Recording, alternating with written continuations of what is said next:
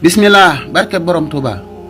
Première attaque sama digganteeg wahabis bi ne day défendre taqdisul ashxaas saaga yi ci docteur Lo saaga nit ñu baax ñi.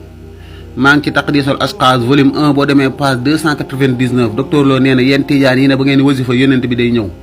wa maji un nabi sallallahu alayhi wa alihi wa sallam dikk gi ngeen ne yónnent bi day ñëw. wal xulafaa wal arbaatu ak ñeenti xalifa yi Ababakar Omar Ousmane Ali wa juloosuhum amaama xaariha ak toog gi ñuy toog seen kanam ngeen di wasifa kasibun ay fen la bu ngeen ko waxee nashaan balaadatin gàtt xel a tax ngeen di ko wax maanaam yéen tijaani li ngeen wax du dëgg ba pare da ngeen a gàtt xel rek moo tax ngeen di ko wax première saaga fa in kaana maqsuuduhum bil ajsaadi bu dee li ngeen ci jublu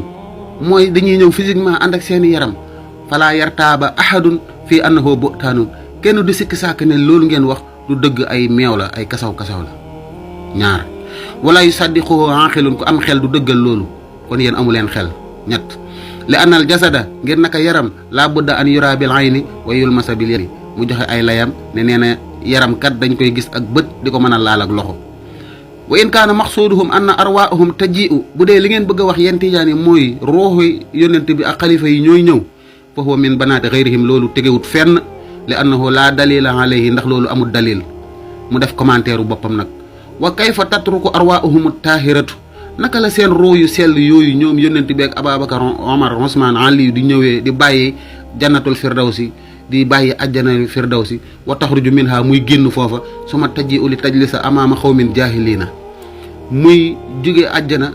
di ñëw di toog ak nit ñoo xam ne nii dañoo réer yéen tijaani da ngeen a réer ñeent a ngeen di saaga yushrikuuna billaahi da ngeen di bokkaale yàlla juróom waxtu wi ngeen toogee naan laa ilaha illallah wahdahu laa sharika lahu lahul mulku wa lahul hamdu wa huwa ala kulli shay'in qadir waxtu ngeen toogee naan allah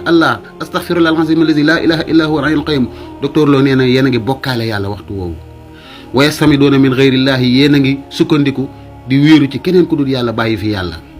moo tax mu dóor leen aaya bi nga xam ne yàlla da koo dóor yéefar yi ak yahud yi ak nasaraan yi doon wax naan xaalu taxasa rahman wala dan moo tax yàlla ne leen laxat jitum shay'an iddan indi wax ngeen wax ju rëy indi ngeen mbir mu rëy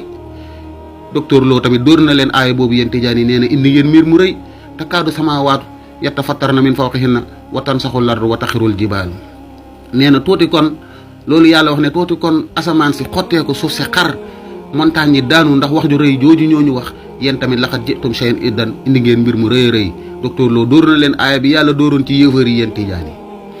mu ne fa subhaanallah mu tudd yàlla kayfa tumsaxu xoolul basar naka lañ mën a wëlbatee xelum doomu aadama xataa tasila ila haasi daraka bam wàcc ci niveau bu suufe bii tijaan yi egg allati yunazzahu anha al baqar nga xam ne nag yi sax rus nañ egg ci niveau buy maanaam docteur Lo comparé na leen yéen tijaan yi ak nag yi nee na nag yi sax ñoo leen ëpp xel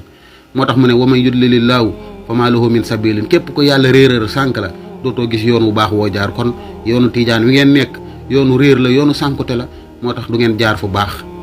fii laa koy yemale première attaque yow benn xawma nan nga ne da ngaa pare pour tontu saaga yi docteur Lo saaga ci taqdisul ashxaas